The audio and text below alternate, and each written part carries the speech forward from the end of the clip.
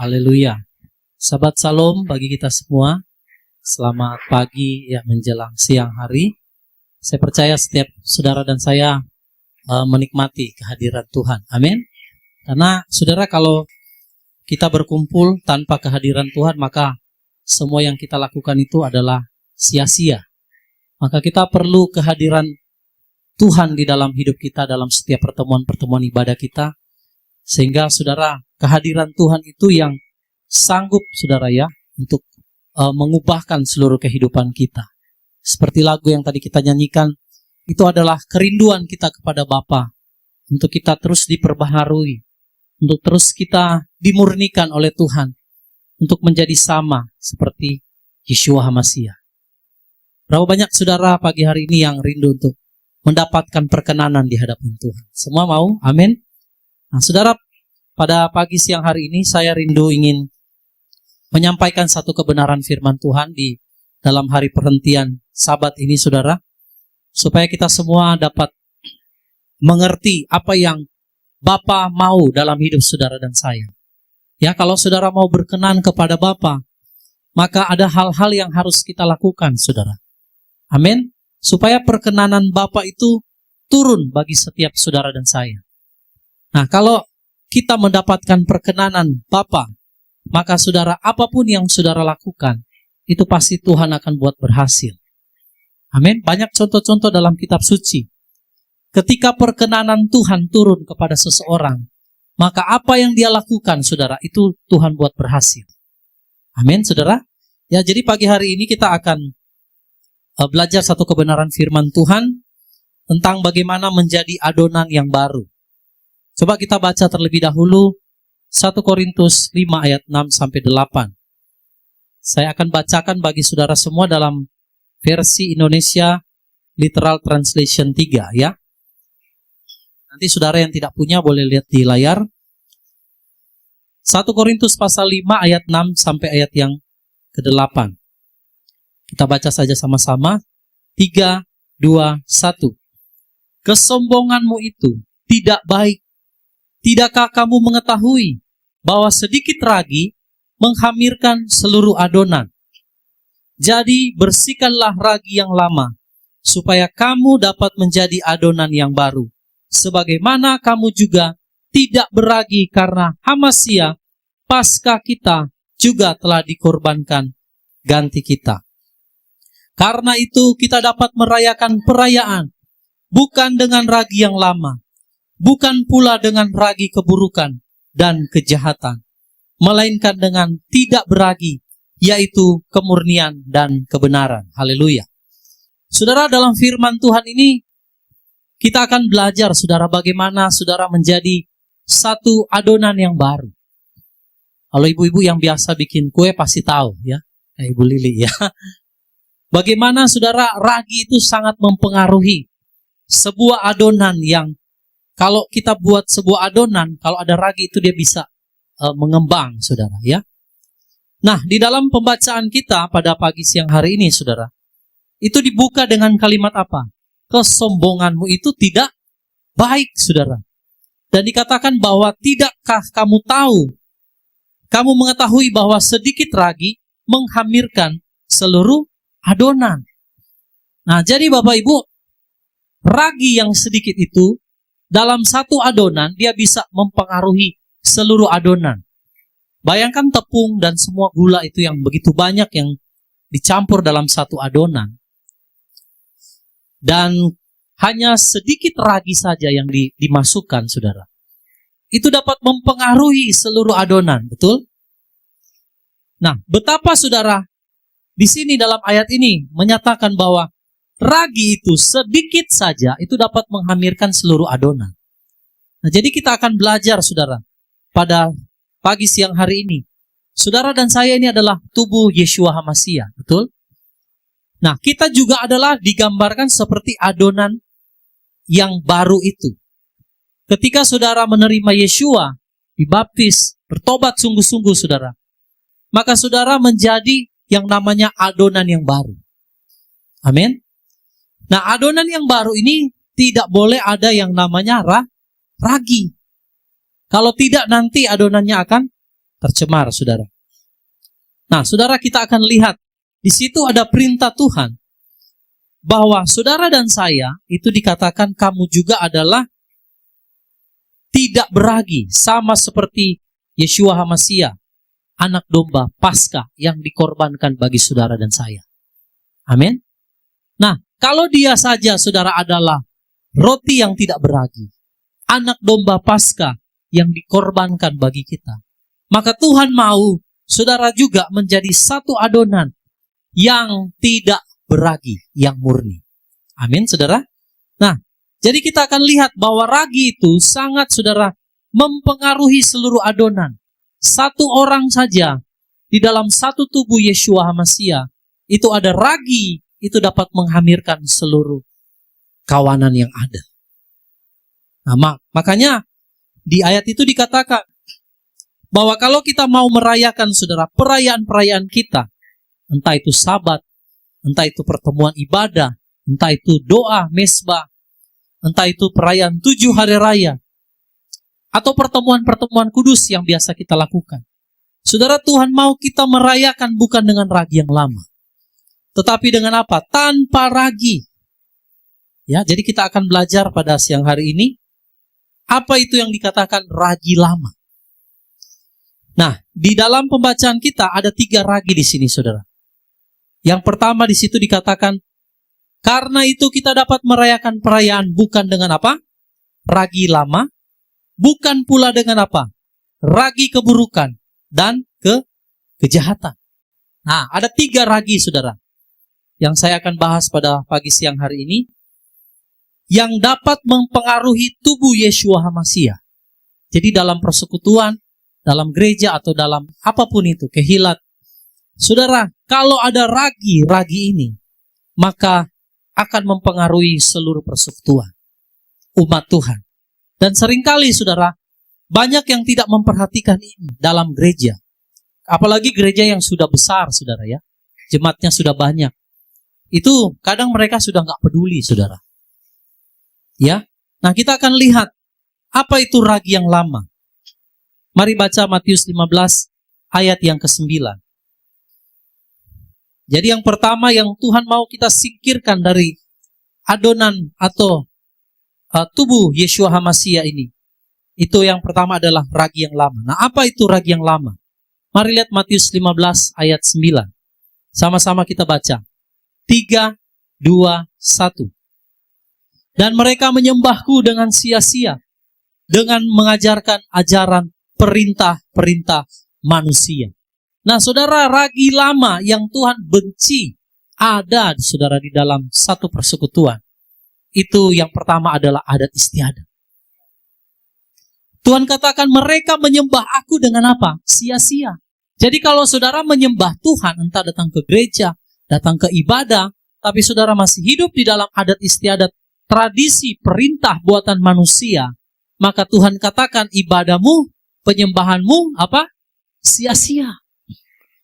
Jadi ragi yang lama yang harus kita buang, yang pertama itu adalah adat istiadat, saudara. Perintah manusia. Tradisi buatan manusia. Itu yang seringkali orang lakukan. Betul?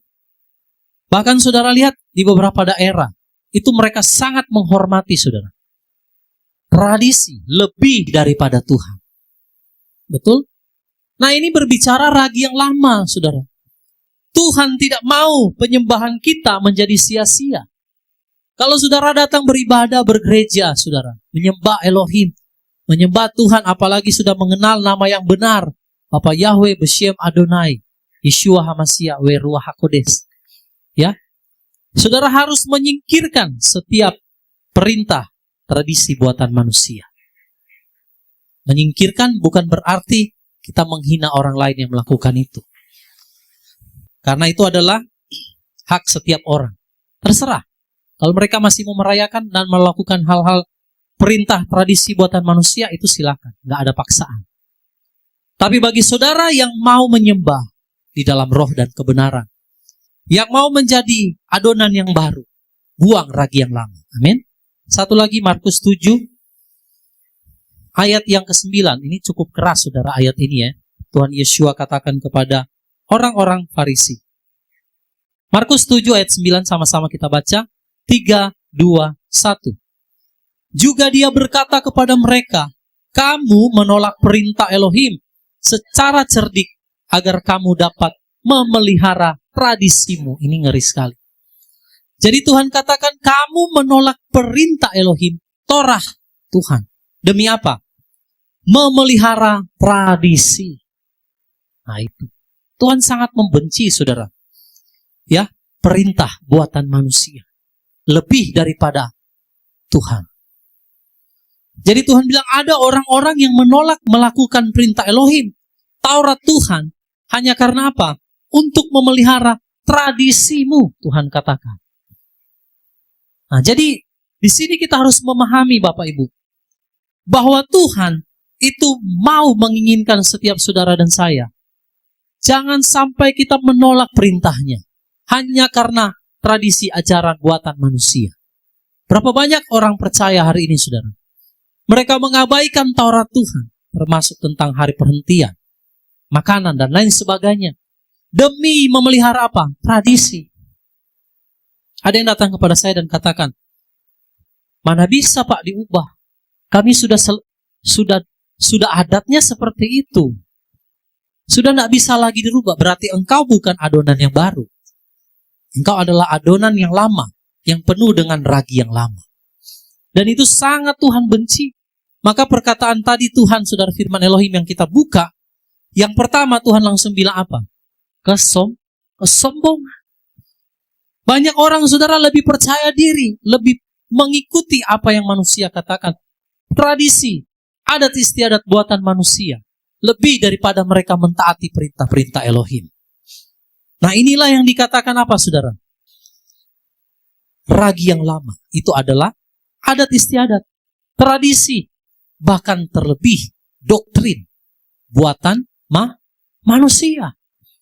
Banyak orang, saya heran, saudara, yang tradisi perintahkan mereka lakukan. Yang Tuhan suruh mereka nggak mau lakukan. Mereka katakan, Pak, kan hari Sabat, hari Minggu. Saudara lihat, waktu Yeshua bangkit, itu hari pertama di perayaan hari buah sulung. Itulah makanya first fruit, buah sulung yang pertama, itu hari pertama. Dan itu hari Minggu. Maka kalau dihitung, hari perhentian itu jatuh di hari ke-7. Sabtu, saudara. Nah, banyak orang tidak mengerti, saudara. Jadi ini adalah ragi yang lama. Kalau engkau datang menyembahku, kata Tuhan, tetapi engkau mengesampingkan perintahku, tapi engkau lebih memelihara tradisimu, maka sia-sialah penyembahan. Sia-sialah ibadahmu. Berapa banyak orang hari-hari ini yang beribadah dengan sia-sia? Saya katakan karena bukan saya yang berkata, tapi firman Tuhan yang katakan, betul? Masa sih Pak, datang ke gereja ibadah sia-sia? Kan tidak ada yang sia-sia menyembah Tuhan. Sia-sia kalau engkau masih menghidupi ragi yang lama. Ajaran perintah buatan manusia lebih dari apa yang Tuhan suruh. Amin, saudara? Oke, yang kedua, ragi yang lama itu apa? Baca Lukas 5 ayat 36. Ini juga ragi lama, saudara. Ini harus disingkirkan dalam setiap persekutuan atau ibadah-ibadah kita. Lukas 5 ayat 36, sama-sama kita baca. 3, 2, 1. Dan dia pun mengatakan sebuah perumpamaan kepada mereka. Tidak seorang pun menambalkan secari kain dari jubah yang baru pada jubah yang lama. Dan jika tidak, yang baru pun akan robek. Dan yang lama tidak cocok dengan secari kain dari yang baru. Nah, saudara, ragi yang lama itu yang kedua adalah jubah yang lama. Apa itu jubah lama? Pengalaman, pengetahuan, pola pikir kita. Itu yang dulu mungkin kita pernah belajar, saudara. Yang dulu, yang pernah kita tahu. Nama Tuhan yang dulu. Ajaran yang dulu. Pengertian tentang rapture yang dahulu. Itu semua jubah lama. Kalau Tuhan bukakan sesuatu yang baru, maka kita harus kenakan jubah yang baru. Dan itu berbicara, saudara, apa? kain yang baru. Tidak seorang pun dapat menambalkan kain dari jubah yang baru pada jubah yang lama. Makanya hari-hari ini saudara, banyak orang tidak dapat menerima jubah yang baru. Kenapa? Karena mereka masih lebih nyaman pakai jubah yang lama. Kalau disampaikan tentang kebenaran nama Tuhan, mereka bilang, Pak, saya tetap dengan nama itu. Karena nama itu melakukan mujizat. Nah, ini pemikiran yang lama, jubah yang lama. Kalau disampaikan tentang akhir zaman, bahwa rapture akan terjadi sesudah pemerintahan anti-Amasya. Oh, saya belajar dulu begini, Pak. Saya dapat dari hamba Tuhan ini begini, Pak. Tapi jelas-jelas Tuhan sudah berbicara. Dia masih pegang, saudara, ajaran yang lama. Itulah yang dikatakan jubah yang lama, saudara. Tuhan gak mau kita pakai jubah yang lama. Amin. Saudara lihat dalam kisah ini, gak saya ambil gambar ini. Ya, saudara lihat ada jubah yang usang di situ. Dipakaikan, kalau dalam kisah ini, ada saudara dalam kitab suci. Imam Yosua. Ya, dia mengenakan jubah yang usang. Lalu diganti dengan jubah yang baru. Nah, saudara, kita harus berubah pola pikir. Ya, pengetahuan, bahkan pengalaman kita yang lama harus kita buang. Oh, Pak, saya dulu melayani di gereja ini lama begini-begini. Saya juga lama melayani di gereja yang seperti itu. Tapi saya buang semua, saudara, pola pikir yang lama. Kalau ada satu hal yang baru Tuhan mau kita kerjakan, maka tanggalkan jubah lama. Amin. Berapa banyak saudara mau tanggalkan jubah lama? Lambaikan tangan. Bapak Ibu yang di Zoom, yang ada juga di YouTube, saudara boleh ketik juga ya. Saya mau tanggalkan ragi yang lama, yaitu adat istiadat dan jubah yang lama. Buang semua dari hidup kita, saudara. Kalau kita mau penyembahan kita berkenan di hadapan Tuhan, buang ragi yang lama. Karena Tuhan sendiri yang bilang, hendaklah kamu merayakan perayaan-perayaanmu dengan apa? Membuang ragi-ragi yang lama. Nah, ragi yang lama ada dua. Yang pertama apa, saudara? Adat istiadat, perintah manusia, tradisi, bahkan doktrin. Yang kedua, jubah yang lama. Pengalaman, pengetahuan, pola pikir kita yang lama. Itu harus diubahkan, saudara. Cara ubahnya gimana? Terima firman Tuhan yang baru. Kalau engkau pernah terima firman mungkin dahulu, berbeda, tapi ketika Roh Kudus menyingkapkan hal yang baru, maka saudara terima itu supaya terjadi yang namanya pembaharuan pikiran. Dalam Roma 12 ayat yang kedua. Terjadi pembaharuan dalam pikiran kita. Saudara, manusia ini otaknya, pikirannya itu sudah cukup lama kita menjadi orang Kristen, betul? Sudah lama dari kecil saudara tahu nama Tuhan kita yang dulu. Betul? Adat istiadat, kebiasaan dalam gereja, perayaan-perayaan, itu sudah kita lakukan dari kapan? Kecil. Kalau yang sudah menjadi Kristen atau orang percaya dari kecil. Dan dia sudah tahu semua itu. Tapi ketika penyingkapan firman yang baru, nah, jubah yang lama ini harus dibuang, saudara. Amin. Kalau saudara mau jadi adonan yang baru, menjadi roti yang tidak beragi sama seperti Yeshua, buang, saudara, jubah yang lama. Sama-sama katakan, saya mau buang jubah yang lama. Saya mau buang adat istiadat, perintah manusia, tradisi manusia. Saya mau buang ragi yang lama. Amin, saudara. Oke, jadi yang pertama ini yang harus kita singkirkan, itu adalah ragi yang lama. Oke, yang kedua, ragi apa, saudara, yang Tuhan mau kita singkirkan? Mari lihat Amsal 8 ayat 13. Dalam terjemahan ILT 3, kita akan baca sama-sama, saudara, ya. 1, 2, 3. Takut akan Yahweh adalah membenci kejahatan. Aku benci kepada kesombongan dan kecongkakan, serta jalan-jalan yang jahat dan mulut yang menentang. Nah, saudara, kalau yang tadi pertama Tuhan bilang buang ragi lama. Sekarang yang kedua, buang ragi keburukan. Apa itu ragi keburukan? Dalam 1 Korintus yang tadi kita baca dibuka dengan kalimat kesombongan. Jadi ragi keburukan di situ, saudara, berbicara apa? Kesombongan. Tuhan sangat membenci yang namanya apa, saudara? Kesombongan, kecongkakan. Yang merasa tahu, yang merasa lebih hebat, merasa lebih pintar dari orang lain.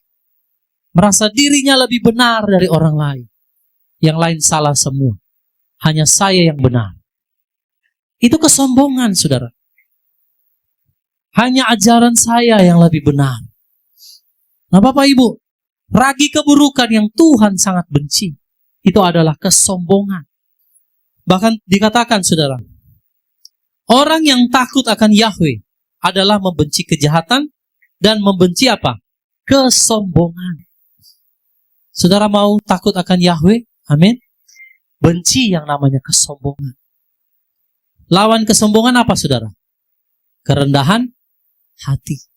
Miliki yang namanya kerendahan hati. Kalau ada orang yang mungkin berkata-kata tinggi, saudara, tidak apa-apa. Kita tetap merendah. Sekalipun saudara mungkin benar. Karena kebenaran tidak perlu dibela, saudara. Kebenaran itu akan menemukan jalannya sendiri.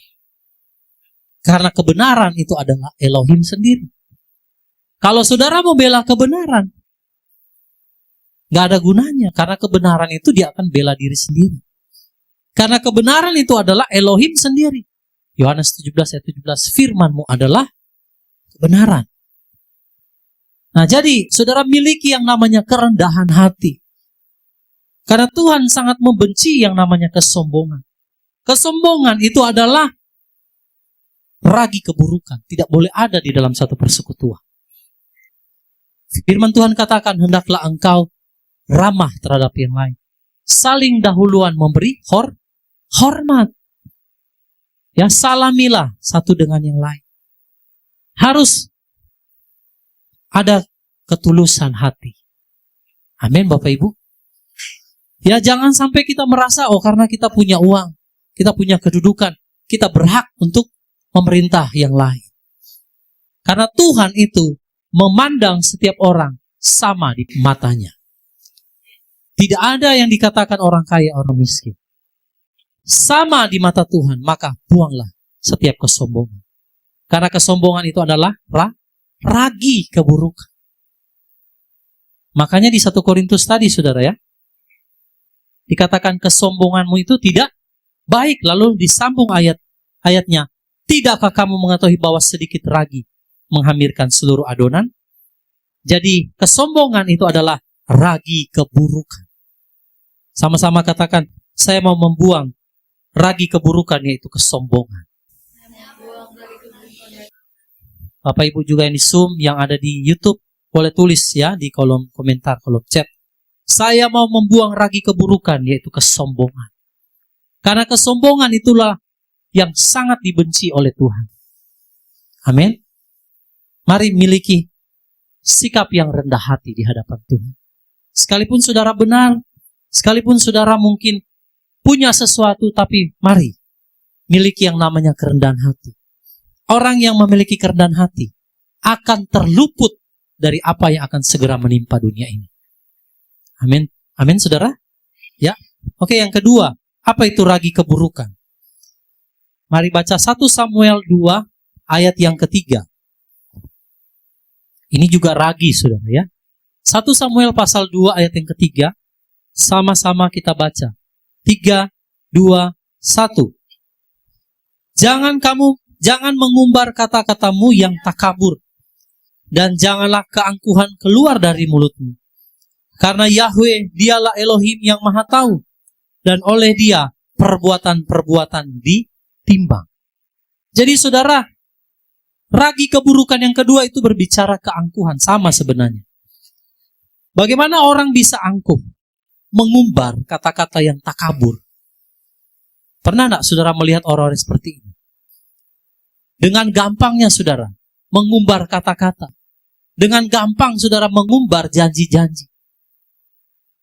Dan Tuhan katakan apa? Janganlah keangkuhan keluar dari mulutmu. Karena dialah Yahweh Elohim yang maha tahu, dia tahu isi hatimu. Makanya seringkali saya berkata kepada setiap orang, saudara, kalau engkau tidak bisa melakukan apa yang engkau janjikan sama Tuhan. Jangan engkau terlalu cepat mengeluarkan, takabur mengeluarkan kata-kata dari mulutmu, berjanji di hadapan Tuhan, atau bernasar di hadapan Tuhan. Karena Tuhan tahu hatimu, saudara. Tuhan tahu isi hati kita.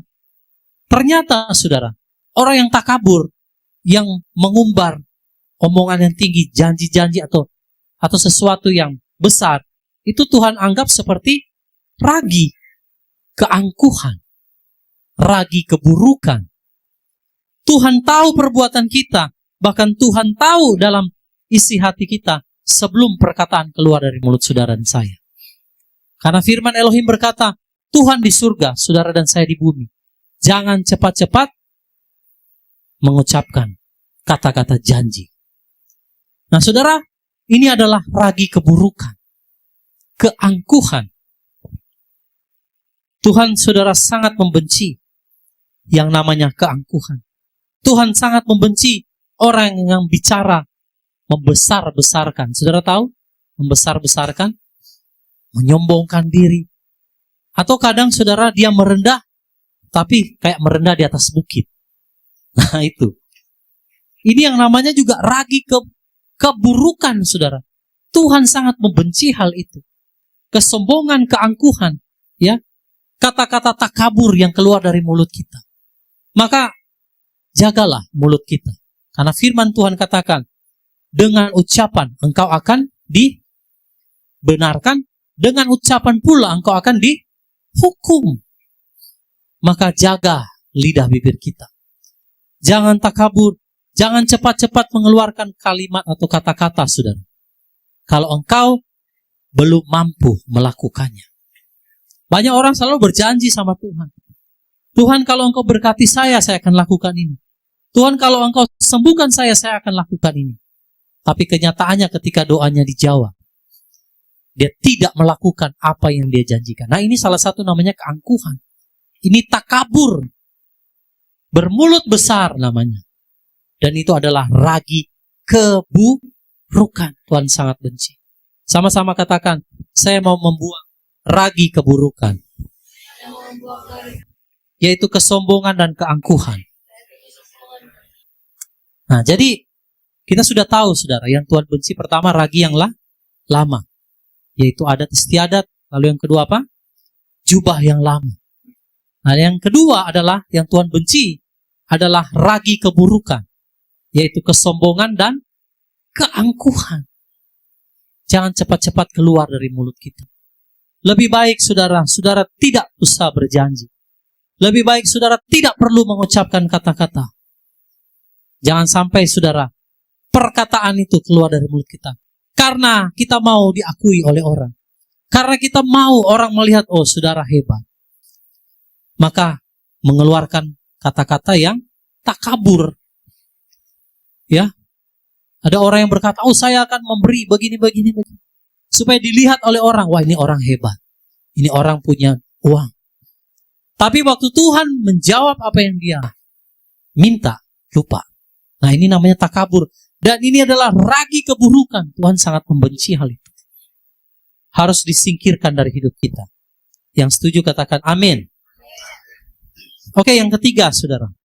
Ragi yang ketiga yang Tuhan sangat benci, yang harus disingkirkan agar kita menjadi adonan yang baru, itu adalah ragi kejahatan. Ya, apa itu ragi kejahatan? Mari lihat Yesaya 59 ayat 1-2. Apa itu ragi kejahatan? Yesaya 59 ayat 1-2. Mari sama-sama kita baca, saudara. 3, 2, 1. Lihatlah, tangan Yahweh tidaklah kurang panjang untuk menyelamatkan, ataupun telinganya tidak berat untuk mendengar. Namun kejahatanmu itulah yang memisahkan kamu dari Elohimmu. Dan karena dosa-dosamu, dia telah menyembunyikan wajahnya darimu untuk mendengar. Nah, saudara, ragi kejahatan yang pertama yang Tuhan benci, itu adalah dosa. Tidak boleh ada yang menyimpan dosa di dalam satu persekutuan atau gereja atau kehilat. Sepintar apapun, saudara, engkau menyimpan dosa yang tersembunyi, satu ketika Tuhan akan bongkar semua.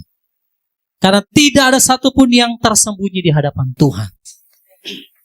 Maka jika hari ini, saudara, kalau ada dosa-dosa yang masih kita belum akui, yang masih kita simpan, saudara bereskan di hadapan Tuhan. Karena kalau saudara mau menjadi adonan yang tidak beragi, buang yang namanya ragi kejahatan dosa. Karena dosa adalah menjadi penghalang, saudara, untuk Tuhan menjawab doa-doa kita. Betul? Ketika bangsa Israel, saudara, berperang, dan mereka, saudara, dikepung oleh musuh-musuhnya. Ketika musuh-musuhnya dikalahkan, lalu bangsa Israel, seorangnya bernama Akan, dia mengambil, saudara, jarahan itu yang dilarang untuk diambil, itu harus dipersembahkan untuk Tuhan. Tapi dia simpan di kemahnya. Yang dia curi itu. Bangsa Israel waktu mereka berperang, bawa tabut, saudara, kalah. Jadi Tuhan berbicara, saudara, bahwa ada yang melakukan dosa. Tapi Akan ini gak mau jujur. Tapi ketika disingkapkan dari kemah ke kemah, didapatilah orang ini yang mengambil barang itu. Maka ketika dia disingkirkan, lalu Israel berperang, dan mereka mengalami yang namanya kemenangan. Jadi saudara lihat, dosa itu menghambat mujizat. Dosa itu menghambat doa-doamu dijawab. Dosa itu menyebabkan satu adonan menjadi terhamiri. Makanya kalau dalam satu persekutuan, ada satu orang saja yang menyimpan dosa, saudara, maka itu akan seluruh persekutuan, seluruh jemaat itu, kehilat itu, akan mendapatkan, saudara, efek yang sama, yaitu tercemar, menjadi adonan yang tercemar oleh ragi. Seringkali, saudara, mungkin engkau berkata, oh, hamba Tuhan, pendeta, tidak tahu. Tapi ingat, Tuhan melihat sampai kedalaman hatimu. Jadi buang dosa. Buang ragi kejahatan yang pertama itu adalah dosa. Tuhan sangat membenci yang namanya dosa. Sekecil apapun itu, saudara. Kalau saudara katakan, Pak, saya hanya berbohong sedikit demi kebaikan, itu juga dosa. Amin.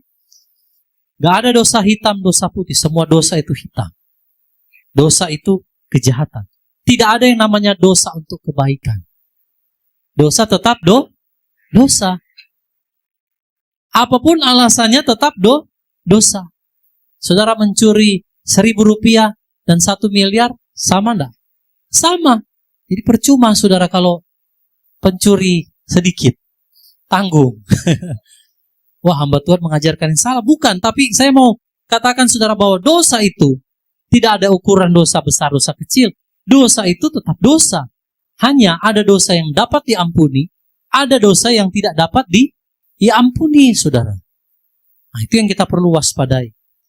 Jadi ragi ketiga yang harus disingkirkan adalah ragi kejahatan. Ragi kejahatan itu yang pertama adalah dosa. Lalu yang kedua, saudara, mari lihat Nehemia 9 ayat 26.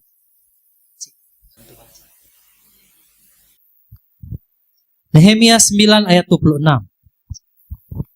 Nanti anak saya akan bantu untuk membaca. Nehemia 9 ayat 26. Demikianlah firman Elohim.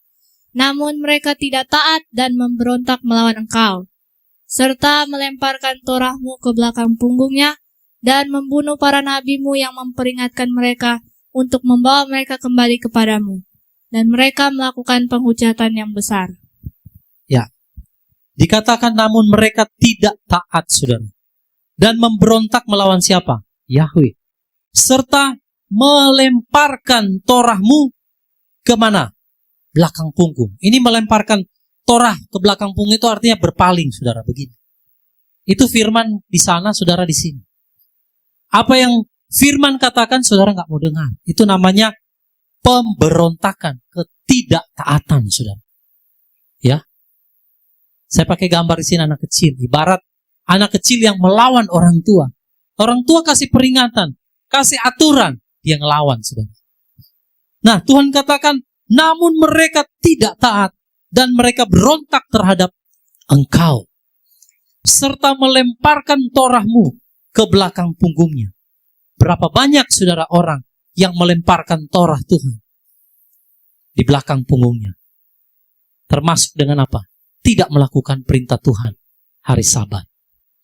Itu saudara sedang membuang Torah Tuhan di belakangmu. Saudara lebih menuruti perintah manusia daripada Torah Tuhan. Saudara sedang membelakangi Tuhan. Saudara sedang membuang, melemparkan Torah Elohim di belakang punggungmu, saudara. Lalu apa dikatakan? Dan membunuh para nabimu yang memperingatkan mereka untuk membawa mereka kembali kepadamu. Ini celaka, saudara. Ada hamba Tuhan yang memperingatkan dia untuk jangan berpaling dari Torah. Jangan membuang firman Tuhan di belakangmu. Tapi dia apa? Fitnah. Dia bunuh, saudara. Bunuh bukan berbicara hanya menghabisi nyawa. Tetapi saudara, ketika kebenaran disampaikan, engkau membalingkan. Bahkan engkau menentang. Bahkan saudara membalikan kata-kata. Menentang Elohim. Dan memfitnah. Maka sesungguhnya saudara, engkau sedang membelakangi firman. Bertentangan enggak berarti dengan firman? Ya, pasti. Menjadi lawan Tuhan atau menjadi kawannya Tuhan? Jadi lawan. Betapa mengerikan kalau saudara berdiri di posisi melawan firman Elohim. Maka saudara, bangsa Israel, mereka membunuh para nabi yang jelas-jelas memperingatkan mereka untuk kembali kepada Torah. Mereka bunuh. Kalau hari-hari ini, saudara, ada hamba-hamba Tuhan yang berbicara atas kebenaran tentang kembali kepada Torah Elohim. Mereka katakan, kita sudah hidup di zaman kasih karunia, Pak. Tidak perlu lagi mentaati Torah. Anda sesat. Nah, saudara, ini sama dengan pembunuh. Mereka diperingatkan oleh firman, mereka tidak mau dengar. Itu namanya ketidaktaatan. Saudara dan saya mau belajar untuk membuang ketidaktaatan. Amin. Siapa yang mau taat kepada Tuhan? Taat perintahnya. Taat kepada Torah Tuhan. Jangan tidak taat, saudara. Ya. Kalau orang yang tidak taat kepada perintah Elohim, mereka akan cenderung menjadi penentang-penentang di akhir zaman. Betul nggak, saudara? Melihat nggak hari-hari ini, ketika firman disampaikan tentang Torah, orang menjadi penentang.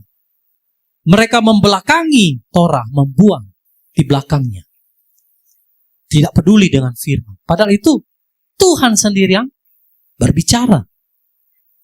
Oke, yang kedua ini adalah ketidaktaatan. Ragi kejahatan, yang pertama dosa, yang kedua ketidaktaatan. Lalu yang ketiga, bagian terakhir daripada ragi, ya. Ragi lama, ragi keburukan, dan ragi kejahatan. Kita akan lihat Ulangan 31 ayat 27. Ulangan 31 ayat 27. Sebab aku mengetahui pemberontakan dan tegar tengkukmu. Lihatlah, pada saat ini, sementara aku masih hidup bersamamu, kamu telah memberontak melawan Yahweh, dan terlebih lagi sesudah aku mati. Nah, saudara, ini perkataan Musa. Saudara lihat gambar yang di sini. Ini pemberontakan daripada Datan, Abiram, dan Korah. Waktu mereka dibawa oleh dibawa oleh Musa dari Mesir, ya, keluar dari Mesir, dibawa oleh Musa, bangsa Israel ini, mereka sudah ada di padang gurun, tetapi ada pemberontakan di sana yang dilakukan oleh Korah, Datan, dan Abiram. Lalu apa yang Tuhan katakan, saudara? Firman Tuhan katakan, bumi terbelah, hanya menelan keluarganya. Ajaib, saudara. Yang ada kemahnya aja, yang lain enggak, saudara. Nah, di sini, saudara, dalam Ulangan 31:27, Musa berkata kepada bangsa Israel bahwa mereka adalah pemberontak dan tegar tengkuk. Sementara dia masih hidup pun, mereka sudah berontak, saudara. Apalagi kalau Musa sudah mati, Musa katakan. Sekarang saja saya masih hidup, Musa katakan. Kamu sudah memberontak kepada Tuhan. Apalagi kalau aku sudah tidak ada. Nah, saudara, dengar baik-baik. Selama masih ada suara kerasulan dan kenabian di akhir zaman ini yang memperingatkan engkau, maka bersyukurlah. Jangan memberontak kepada Tuhan. Jangan memberontak menentang firman kebenaran yang Tuhan telah sampaikan melalui para rasul dan nabinya, hamba-hambanya, yang menjadi penyambung lidah Elohim.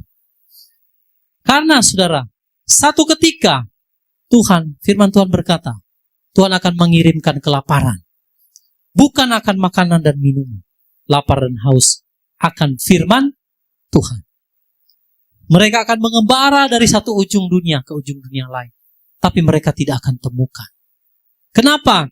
Karena sudah hamba-hamba Tuhan yang benar, yang hidup murni, menjadi roti yang tidak beragi, adonan yang baru, itu telah diangkat, saudara. Maka Musa katakan kepada Israel, sekarang saja aku masih hidup, kamu berontak, gimana kalau aku sudah mati? Di zaman ini, saudara, perhatikan baik-baik, anti-Hamasiyah itu belum berkuasa. Sekalipun rohnya sudah bekerja, secara rahasia, kedurhakaan itu telah mulai bekerja. Apalagi kalau nanti orang-orang kudus sudah tidak ada lagi di dalam dunia ini. Bagaimana, saudara?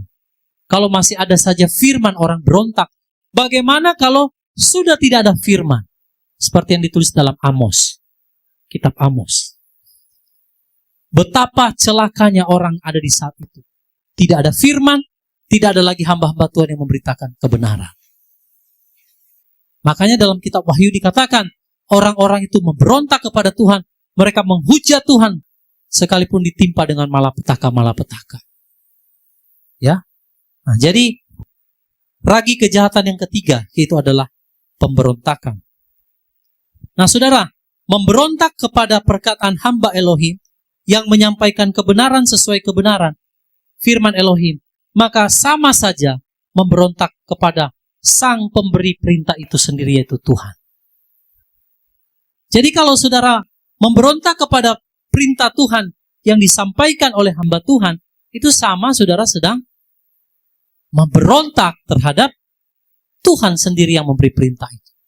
Di zaman dahulu, saudara, kalau ada seorang raja memberi perintah, dia akan kasih cincin meterai kepada orang itu. Lalu orang itu akan dikasih gulungan maklumat begitu. Dia akan bacakan, saudara. Nah, waktu orang ini berdiri membacakan, mereka akan melihat cincin meterai raja. Semua orang itu akan bersujud. Sekalipun bukan raja yang bicara. Ini hanya orang utusan.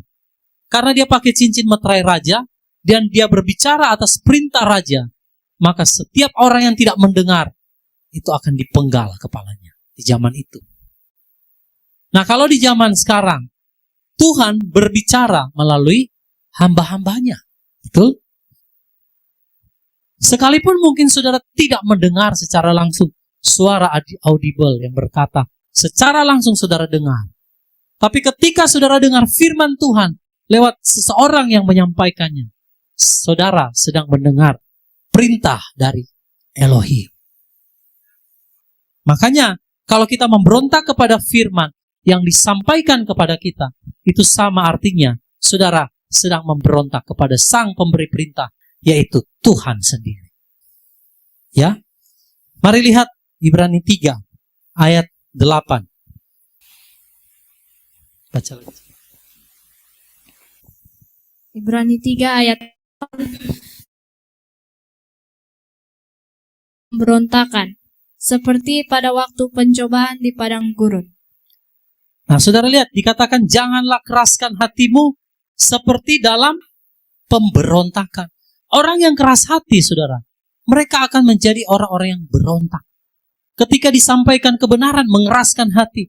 Sudah ditahu kasih kebenaran, sudah kasih tahu saudara kebenaran 1 kali, 2 kali, 3 kali, masih mengeraskan hati. Akibatnya jadi apa? Pemberontak. Sama seperti yang terjadi kepada bangsa Israel. Mereka memberontak waktu di padang gurun. Tuhan berbicara lewat Musa. Tapi mereka tidak mau dengar, saudara. Bahkan Datan, Korah, Abiram itu memberontak kepada Yahweh. Memberontak kepada Musa sebenarnya. Mereka itu sebenarnya yang mereka tentang itu Musa.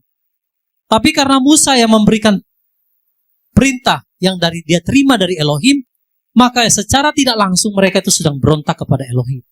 Maka perkemahan mereka terbelah dan mereka jatuh, saudara, ditelan, dikubur hidup-hidup dalam perut bumi.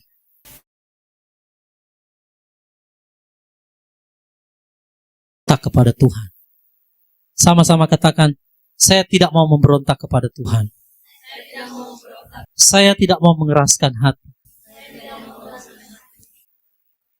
Ada orang, saudara, sekalipun sudah sakit, sudah ditimpa sakit yang luar biasa, tapi waktu disampaikan kebenaran masih gak mau percaya, masih mengeraskan hati. Padahal Tuhan sudah pukul, Tuhan sudah hajar, tidak mau bertobat, saudara. Ada orang-orang demikian. Tuhan sudah pukul dengan berbagai macam sakit, penyakit, pergumulan hidup, tetap saja pegang dengan kuat, saudara. Keras hatinya. Nah, ini orang-orang pemberontak, saudara. Jangan heran, satu ketika orang-orang pemberontak itu akan ditelan oleh bumi. Seperti Korah, Datan, dan Abiram. Tuhan sangat membenci yang namanya pemberontakan. Karena itu adalah ragi kejahatan. Saudara, saya mau katakan ini, bahwa ketika saudara digembalakan, saudara memiliki pemimpin Tuhan. Maka ketika saudara sedang mentaati apa yang disampaikan, sebenarnya saudara sedang mentaati apa yang Tuhan perintahkan. Kecuali dia berbicara bukan atas nama Tuhan. Bukan firman yang disampaikan. Saudara lihat Musa. Waktu Harun dan Miriam, ini saudara-saudara Musa sendiri, kakaknya, berbicara begini sama Musa. Itu cuma perkataan yang keluar saja dari mulut Miriam. Apakah Tuhan hanya bicara lewat Musa? Tuhan juga bisa bicara sama saya. Kusta langsung. Saudara pernah baca ayatnya? Waktu Miriam dan Harun, saudara, mengata-ngatai Musa, mereka katakan, emangnya Tuhan cuma bicara lewat Musa? Dia bicara begitu, saudara, terjadi apa? Kusta. Ada orang yang bilang, loh, jangan dengar apa hamba Tuhan katakan. Tuhan bisa bicara kok sama saya. Emang kenapa? Tuhan cuma bicara buat dia. Padahal dia sedang digembalakan. Nah, ini celaka, saudara. Kusta. Ya, jadi mari jangan mengeraskan hati, saudara, terhadap setiap perintah Elohim yang disampaikan kepada kita dalam setiap pertemuan-pertemuan ibadah kita. Amin. Nah, saudara, jadi 3 ragi ini yang harus kita buang kalau saudara mau menjadi adonan yang baru. Yang pertama apa? Ragi yang lama, adat istiadat, ya. Perintah tradisi buatan manusia. Yaitu, lalu yang kedua, jubah lama. Lalu yang kedua, ragi keburukan, kesombongan dan keangkuhan. Lalu yang terakhir, yang ketiga, ragi kejahatan, yaitu dosa, ketidaktaatan, dan apa? Pemberontakan. Nah, mari jangan mengeraskan hati, saudara. Lalu firman ini katakan begini, saudara, 1 Korintus 5 tadi kita baca, ya, bahwa bersihkanlah ragi yang lama supaya kamu dapat menjadi adonan yang baru, sebagaimana kamu juga tidak beragi, karena Hamasya Paskah kita juga telah dikorbankan bagi kita, ganti kita. Karena itu dikatakan apa? Kita dapat merayakan perayaan bukan dengan ragi yang lama. Saudara mau merayakan segala sesuatu dengan adonan yang baru, bukan lagi pola pikir yang lama, tidak ada dosa, tidak ada ketidaktaatan, tidak ada pemberontakan, tidak ada kekerasan hati, tidak ada adat istiadat tradisi buatan manusia, nggak ada. Tidak ada kesombongan, kecongkakan. Itu yang namanya, saudara, merayakan dengan tidak beragi. Yaitu apa? Kemurnian dan kebenaran, ya. Oke, ini yang terakhir penutup. Untuk dapat menjadi adonan yang baru, maka saudara dan saya harus hidup dalam yang pertama, kemurnian. Sama-sama katakan kemurnian. Mari baca Yakobus 4 ayat 4. Nah, jadi yang 3 tadi kita buang. Sekarang kita ambil yang 2 ini untuk menjadi adonan yang baru. Saudara harus memiliki ini. Yakobus 4 ayat 4. Yakobus 4 ayat 4.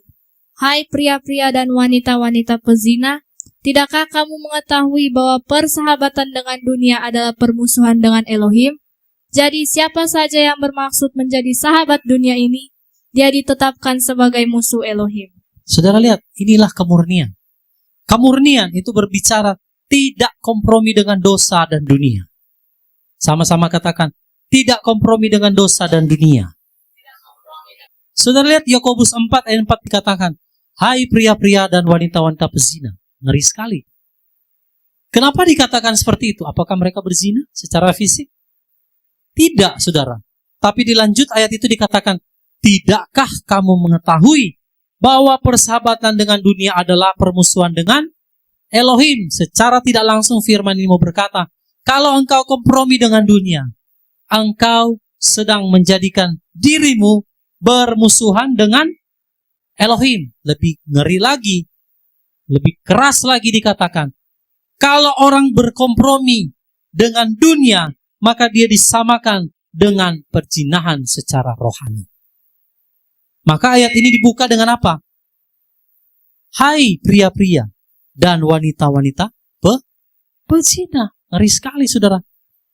Jadi ibarat Tuhan mau bilang, kalau engkau kompromi dengan dosa, engkau kompromi dengan dunia, engkau sedang berzina dengan dunia ini. Ngeri sekali, saudara.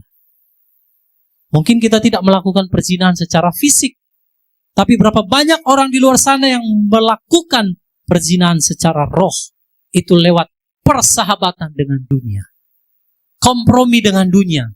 Kompromi dengan tanda anti Hamasiyah.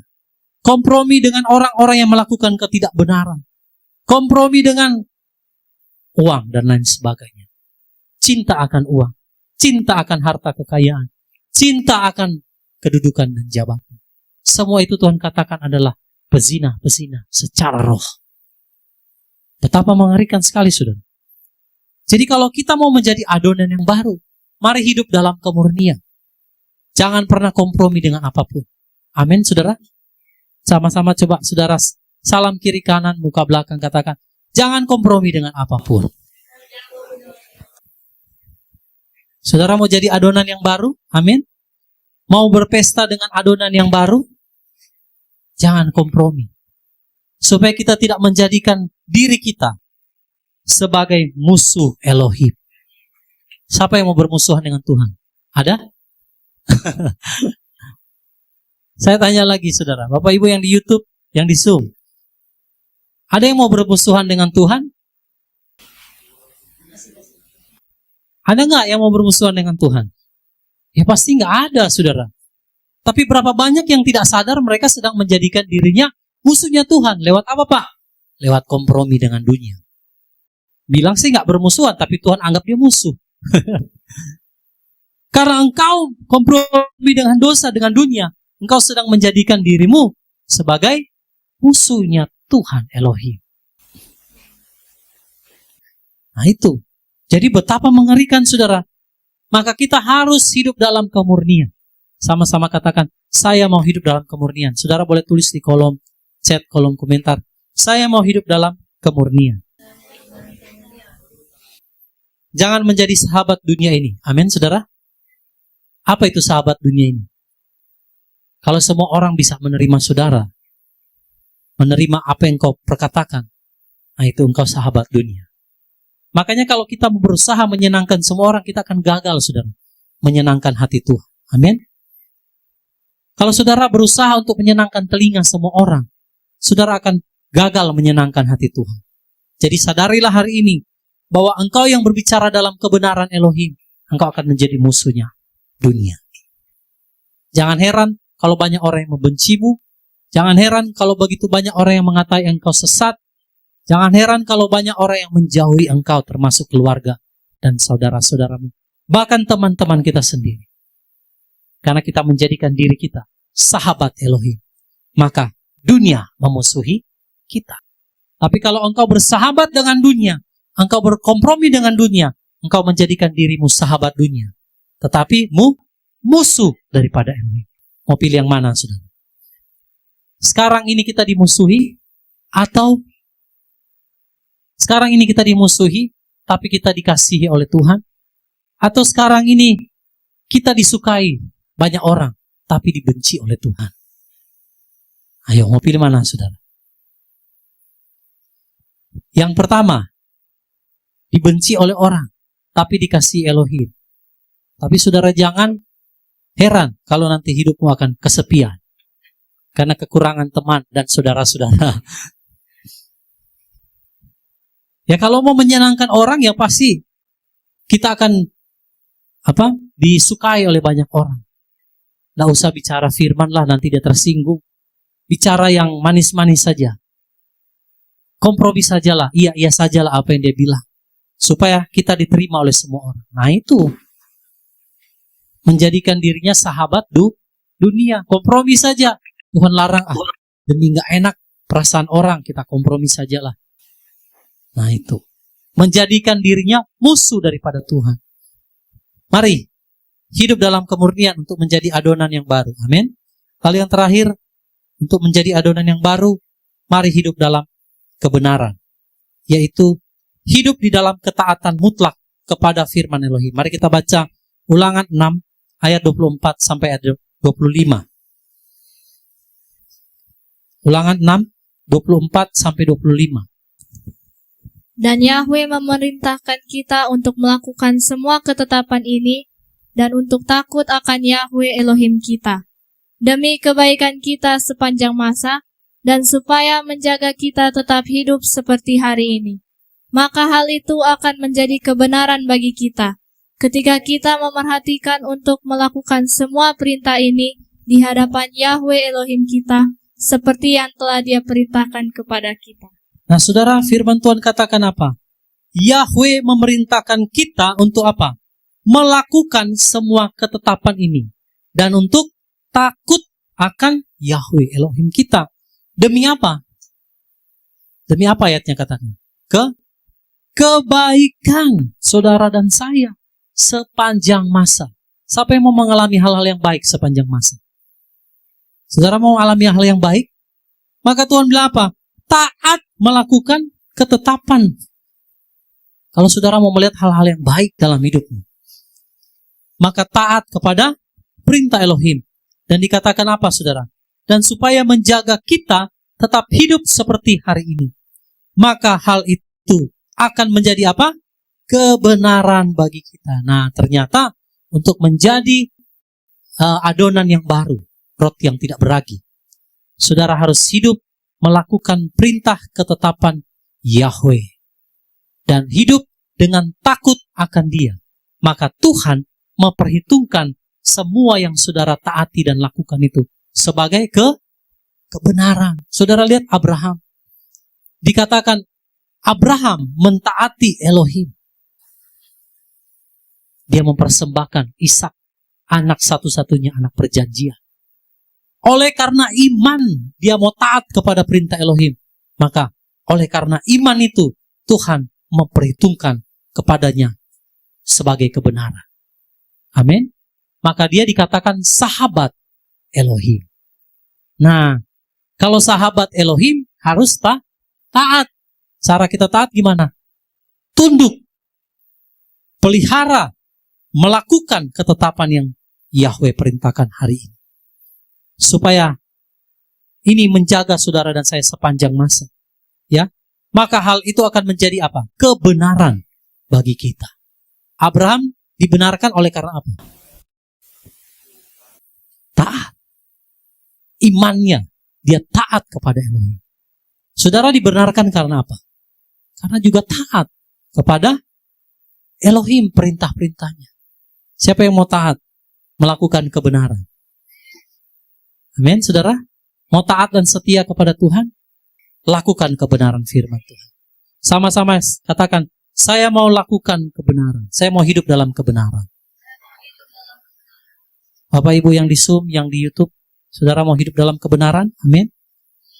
Itu demi kebaikan kita. Bukan untuk Tuhan sebenarnya. Tuhan perintahkan kita untuk semua firman ini. Kita lakukan bukan untuk kebaikan Tuhan. Tapi demi saudara. Demi memelihara hidupmu. Demi memelihara anak-anakmu. Sampai kesudahan zaman. Apa tujuan Tuhan supaya kita taat? Supaya Tuhan memelihara hidupmu sampai kesudahan zaman. Bukan untuk Tuhan. Kalau orang tua marah anak, larang anak, demi apa? Bukan kepentingan orang tua, tapi demi kebaikan dari anak. Jadi sama kalau Tuhan larang kita, Tuhan perintahkan kita lakukan ini dan itu, bukan untuk Tuhan. Tapi yang diuntungkan adalah saudara dan saya. Jadi makanya taat saja. Kalau Tuhan bilang A, ya A. Tuhan bilang B, ya B. Anak-anak juga. Kalau orang tua bilang, ya taat saja. Jangan bermain gadget, handphone, lama-lama. Ya. Jangan nonton terlalu lama. Ya. Jangan bermain game. Nurut saja, itu bukan kebaikan orang tua. Tapi semua itu demi kebaikan anak-anak. Nah, makanya orang tua juga harus mendidik anak-anaknya untuk hidup di dalam kebenaran. Ya, kalau dia sudah tidak mau taat, tidak ada salahnya kita pukul, saudara. Pakai cambuk. Karena firman Tuhan katakan di ujung cambuk itu ada didikan, hajaran untuk keselamatan daripada anak kita. Ya, seorang anak itu harus dihajar kalau dia tidak mau dengar-dengaran, saudara. Makanya Tuhan juga menghajar kita kalau kita nggak mau taat, nggak mau dengar. Lewat sakit, lewat pergumulan, ada aja, saudara. Supaya apa? Supaya kita sadar dan bertobat. Supaya kita berbalik, supaya kita melakukan ketetapan-ketetapan perintah Elohim. Supaya kita menjadi adonan yang baru. Nah, kalau sudah jadi adonan yang baru, saudara, ibadah-ibadah kita akan menjadi kesukaan bagi Tuhan. Saudara mau lihat dalam ibadah-ibadah kita bukan satu ibadah yang biasa. Tapi ketika saudara datang, sudah merasakan ada lawatan Tuhan. Ketika saudara pulang, saudara selesai ibadah ini, maka saudara akan merasakan hidupmu berubah. Kita tidak hanya sekedar beribadah, setiap Sabtu kita ibadah, saudara kumpul-kumpul. Hari Minggu juga ada di Zoom. Hari Kamis juga ada pembelajaran tentang kitab Wahyu.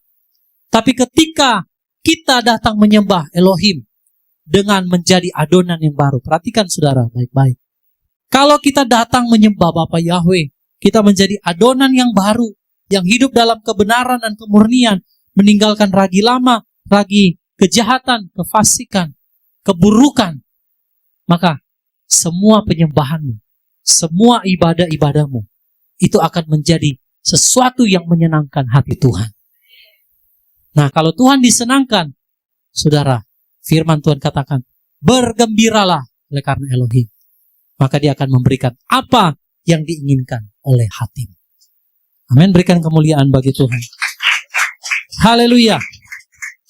Kiranya Tuhan menemukan di dalam hidup saudara dan saya, kita semua menjadi adonan yang baru. Amin. Mari tundukkan kepala. Kita akan berdoa.